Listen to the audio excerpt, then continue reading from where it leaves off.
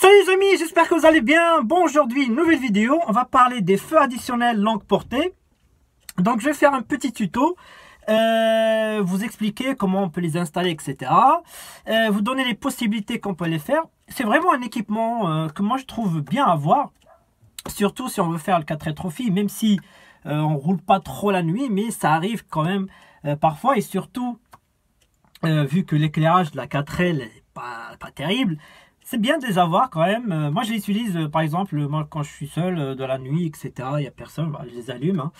Et sinon, deuxième chose intéressante de les avoir, surtout bah, pour ceux qui l'installent sur le toit, bah, c'est vraiment un très bon projecteur hein, pour voilà, éclairer votre bivouac, votre petite table, etc. Après, il ne faut pas trop en abuser parce que vous risquez de vider la batterie. Mais bon, c'est vraiment bien.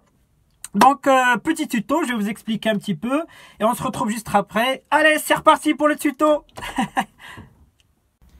Alors, il faut savoir qu'il y a deux possibilités pour mettre vos feux additionnels ou votre barre LED. Hein. Alors, soit moi, ce que je conseille, soit la mettre au-dessus de la calandre, ou soit ici, au-dessus du pare-brise, sur la longueur ici. Là. Alors moi j'ai un toit ouvrant en panoramique, donc avec la casquette etc, c'est pas terrible d'avoir les feux ici, donc c'est pour ça que je préfère les mettre là. Alors il y a une deuxième solution que je vous invite à faire, parce que faire des trous sur le toit c'est vraiment pas terrible. Je vous conseille d'acheter des barres de toit. Hein. Alors celle-ci elle appartenait à ma R5, donc ils étaient fixés là, hein, c'est ma R5. D'ailleurs, le proprio les avait mises dès la sortie, dès qu'il a acheté la R5. Hein. Donc le truc, ils ont 42 ans. Donc vous achetez, hein, vous trouvez une d'occasion de Renault ou de l'adaptable. Hein. Et puis voilà, hein, ça se règle ici. Vous pouvez la fixer sur les rebords comme ça. Et là, l'avantage, c'est qu'on peut ajuster la longueur. Il y a des écrous comme ça, on peut l'ajuster et vous fixez votre barre de toit là. C'est vraiment, je trouve, mieux comme ça. Comme ça, si un jour vous voulez faire marche arrière, vous avez juste à l'enlever. Hein. Vous enlevez votre barre de toit et vous enlevez votre LED. Donc voilà, c'est à vous de voir. Moi, je vous conseille vivement d'acheter une barre de toit, c'est mieux. Pour ceux qui vont en mettre une galerie, alors là, c'est encore mieux. Hein, vous la fixez sur votre galerie. Mais sinon, la solution de cette barre de toit, c'est vraiment pour moi la meilleure. Après, pour les câbles, vous les passez hein, derrière le joint partie conducteur. Hein, ou voilà, c'est comme vous voulez. Hein, mais c'est mieux comme ça. Vous les passez derrière. Hein, vous les faites rentrer par là. Enfin bref, il y a plusieurs possibilités pour faire passer les câbles. Donc vraiment une bonne solution pour ceux qui n'ont pas de toit panoramique. Hein, parce que savoir que cette casquette se redresse à l'ouverture du toit, hein, donc c'est pas terrible d'avoir une barre de toit ici. Voilà. Alors moi les miens, je les ai installés ici.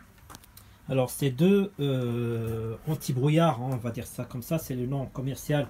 C'est des Ella, c'est des anti-brouillard Ella.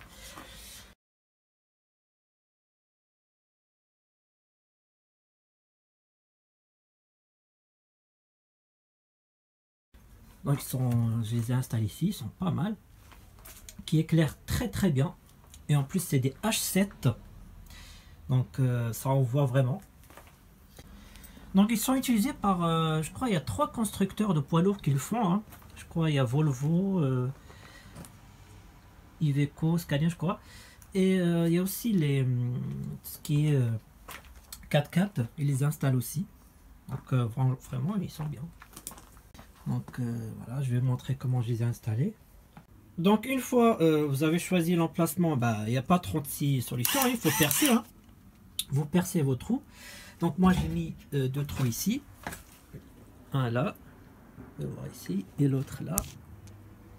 Donc ensuite, si vous l'installez ici, il faut faire les 2 trous ici hein, par rapport à votre fixation. Alors une fois votre trou fait, n'oubliez pas de faire une petite couche de peinture comme ça. La rouille ne peut pas partir. Comme ça vous protégez votre carrosserie. Donc une fois les trous de fixation faits, eh ben, il faut d'autres trous par rapport au câblage, hein. Ça dépendra de ce que vous allez acheter. Si c'est une barre, bah, il faut faire un troisième trou pour passer les câbles. Si dans mon cas, bah, il y a 4 trous, hein, pour passer les câbles. Donc ensuite fait, eh ben, normalement, ben, vous les fixez, hein. Vous fixez vos phares. De toute façon, c'est très simple, hein. Donc vous les fixez, hein. Donc une fois c'est fait, on fera le réglage après, mais déjà on va passer au câblage. Alors maintenant on va passer au câblage. Vous connaissez maintenant tous ma petite planche, hein, avec le câblage avec un relais. Je vous ai présenté plusieurs vidéos qui expliquent ben, le rôle du relais, hein. Et dans notre cas ici, comme c'est des feux additionnels qui sont... Enfin, moi les miens c'est 2 H7, c'est vraiment... ça consomme beaucoup. Et c'est vraiment très énergivore, donc systématiquement, en tout cas pour moi, un relais. Ça, c'est indispensable, voire même obligatoire. Pourquoi? Bah, comme je l'ai expliqué plusieurs reprises, avec un relais, bah, ça évite la surchauffe des câbles, la surconsommation de la batterie, parce qu'il y a une perte d'intensité, etc. Enfin bref, un relais pour tout ce qui est énergivore. La dernière fois, je vous ai présenté pour le radiateur additionnel, etc. Relais, vraiment un conseil que je vous donne. Bon, le câblage, eh ben, tout simplement, comme je l'ai déjà expliqué, le circuit, enfin, le montage est divisé en deux. Le circuit de puissance qui permet, lui, d'alimenter le relais. Et bien sûr, qui va directement au phare additionnel. Alors, pour le câblage, eh ben, c'est simple, hein, comme à chaque fois. Donc, on prend un plus... On ramène le jus du plus de la batterie. Tac, tac, tac, tac, tac, tac, tac, tac. On met un petit fusible de 30 pour protéger notre relais. Donc on le fait rentrer par le numéro 30. Donc je rappelle, tout est précisé à l'intérieur d'un relais, le numéro. Vous ne pouvez pas vous tromper. Numéro 30, il rentre. Au relais, il sort par le 87. Et là, vous alimentez votre barre LED ou vos feux additionnels.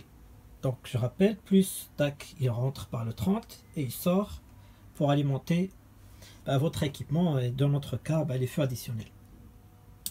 Donc le circuit de commande, là aussi c'est simple. Donc on ramène un plus la batterie, tac, tac, tac. On fait rentrer donc votre bouton, hein, qui va allumer vos phares. Et on sort. Un petit fusible de 5 pour protéger votre électroaimant. L'électroaimant, c'est celui qui est à l'intérieur, qui fait tac tac tac. Et bien, il rentre par le 86 du relais. Et après, il sort du 85, la masse, tout simplement. Et la masse, soit vous la prenez à la batterie, soit à la carrosserie. Il y a plusieurs points pour prendre la masse. Et avec ce montage, lorsque vous appuyez sur le bouton, vous alimentez votre électroaimant. Ça va faire tac, tac. Et là, hop, vous aurez du jus pour vos phares. Donc là, si je branche, ça doit normalement s'allumer. Tac. Et voilà. Donc après, hein, le bouton, moi le mien, il est là. Hein. Donc je l'ai installé ici. Donc voilà, donc c'est à vous de voir, hein. Plusieurs possibilités. Donc une fois tout est monté, hein, vous passez au réglage. Moi je peux les régler, hein, je peux les monter, je peux les descendre. Donc voilà. Alors pour le réglage, hein, conseil, donc faites-le dans un endroit assez simple, comme ça vous pouvez voir donc la lignée de vos feux. Donc là ici, j'ai mes feux additionnels qui sont allumés, hein. On peut les voir sur la portière du garage. Donc là en fait moi comme moi pour l'instant ils sont pas à longue portée parce que je fais beaucoup de routes pour l'instant, hein, je fais pas du désert ou pour l'instant. Donc moi je les ai alignés sur mes phares. Comme vous pouvez voir là, j'ai allumé mes phares. Donc vous pouvez voir, je les ai alignés sur mes phares. Ça permet en fait de renforcer mon éclairage de nuit. Donc si quand je roule de nuit sur une route nationale ou autoroute et qu'il fait très très sombre ou trop de brouillard ou en fait moi je les allume pour voilà, renforcer mon éclairage d'origine de la 4L. Donc moi je me suis aligné en fait sur mes phares de la 4L. Après, bien sûr que si demain je retourne faire 4L Trophy, je vais les monter un petit peu. Voilà, pour éclairer à longue portée. Donc, en fait, c'est à vous vraiment de faire votre réglage en fonction de l'utilisation. Donc voilà, moi sur route, bah, c'est comme ça. Et si bah, dans là, dans la campagne, etc., bah, je les monte, voilà, pour avoir une longue portée. Et en plus, l'avantage de les positionner comme ça, en fait, ça permet de rouler avec bah, tout le temps sans pouvoir gêner bah, les personnes qui sont en face. Hein. C'est voilà, je peux rouler avec sans problème, hein. Je dérangerai personne. Voilà, contrairement au phare. Voilà, feu de route, bah là, il y aura vous aurez des mécontents qui vont faire des appels de phare. Là, au moins, je peux rouler avec voilà, un bon éclairage et voilà, sans gêner personne. Voilà, voilà. Donc, je peux les monter et descendre comme je veux. Voilà. Désert, pas désert. Désert, pas désert. Donc après, moi j'ai comme projet, si vous voulez vraiment acheter comme les miens, hein, moi j'ai comme projet de changer mes H7 par des LED. Hein.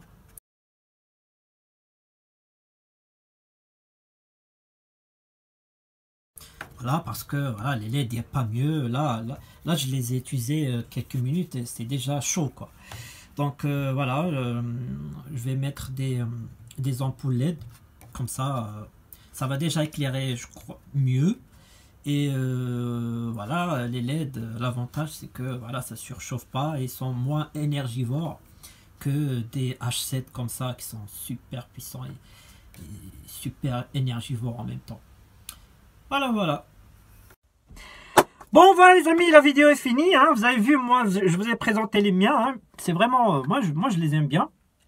C'est vraiment très simple à installer. Hein. Je vous encourage à faire la même installation, surtout avec un relais. Et voilà, c'est maintenant, je vous ai présenté les miens. Vous avez vraiment plusieurs possibilités, hein, le toit, le capot, plusieurs possibilités, les LED, les barres, enfin voilà. Maintenant, moi, l'intérieur, je vous ai présenté les miens, le tuto pour les installer, etc., le branchement. Après, libre à vous, encore une fois, hein, voilà, vous faites ce que vous voulez, hein, c'est votre 4L.